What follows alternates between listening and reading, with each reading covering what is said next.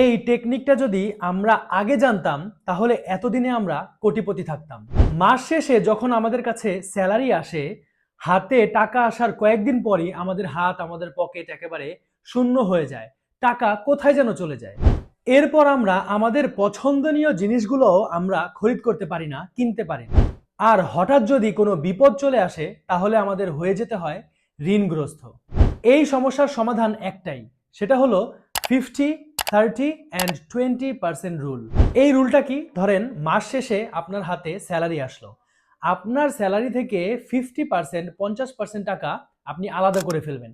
এই 50% টাকা দিয়ে আপনি আপনার প্রয়োজনীয় কাজগুলো করবেন, যেমন ঘর ভাড়া, বিদ্যুৎ বিল এবং খাবার খরচ।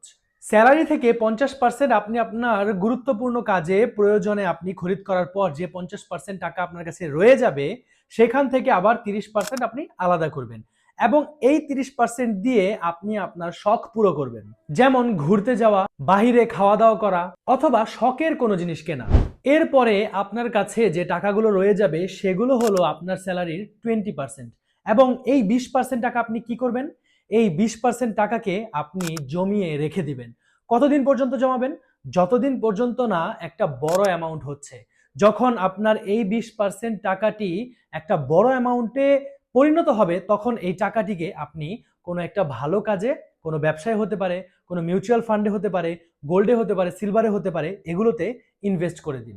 এই ভিডিওটি যদি আপনাকে 1%ও হেল্প করে থাকে তাহলে এই চ্যানেলটিতে সাবস্ক্রাইব করুন, ফলো করে পাশে থাকুন এবং যদি ভালো লেগে থাকে তাহলে একটা লাইক করুন এবং মতামত জানিয়ে দিন আমাদের কমেন্ট সেকশনে।